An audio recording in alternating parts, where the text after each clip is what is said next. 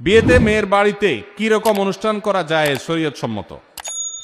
মেয়ের বাড়িতে কি রকম অনুষ্ঠান করা যায়? মেয়ের বাড়িতে আবার কিসের অনুষ্ঠান?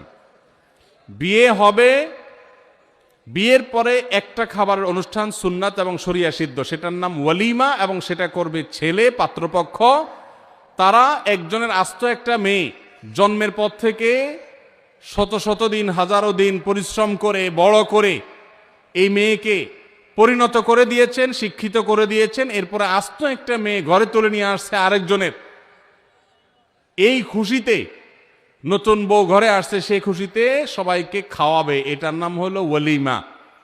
আর মেয়ের বাড়িতে বর পক্ষের লোকজন দলে দলে যে দর কষাকষি করে, না আমাদের 500 লোক হবে, না তাহলে ভাই সাহেব 400 করেন, না হলে থাক আমরা মাঝামাঝি থাকি 450 করি, এই যে দর কষাকষি করে মেয়ের বাড়িতে দলে দলে যে খাওয়া হয়, যেটার নাম আমাদের সমাজে বর যাত্রী দেওয়া হয়েছে, সেটাকে আমি বলি বরযাত্রী।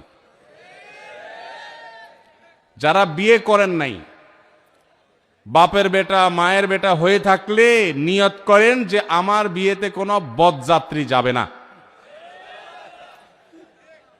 যেই বাপ মেয়েকে জন্ম দেওয়ার পর তাকে বড় করে তুলেছেন তিলে তিলে, আপনার তো বিয়ের পর শ্বশুর মশাইয়ের সামনে বসে দোজানো হয়ে বলা দরকার যে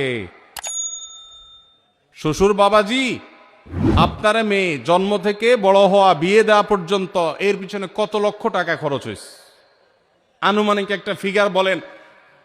আমি গরিবের ভূত, একসাথে না হইলেও কিস্তিতে হলেও দিয়া শেষ করার চেষ্টা করব, এটা বলা উচিত শ্বশুররে। সেটা না করে উল্টা ছোট লোকের মতো 200-300 লোক নিয়ে তার বাসায় গিয়ে খান, লজ্জা হয় না? বেচারা মেয়ে জন্ম দিয়ে কি ভুল করেছে?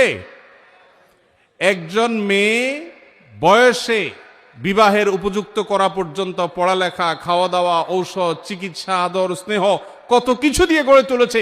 এরপর আস্ত মেয়েটাকে সারা জীবনের জন্য আপনি নিয়ে যাচ্ছেন, সারা জীবনভর শ্বশুরের এই কৃতজ্ঞতা, শাশুড়ির এই কৃতজ্ঞতার দায় আদায় করে শেষ করতে পারবেন না। সেখানে আবার যৌতুক আশা করেন, সেখানে আবার 200-500 লোক নিয়ে তার বাসায় খেতে যান। এর চাইতে নির্লজ্জতা আরেকটা হতে পারে না। এই জন্য আমি এটাকে বলেছি, এটা বরযাত্রী না, এটার নাম বরযাত্রী।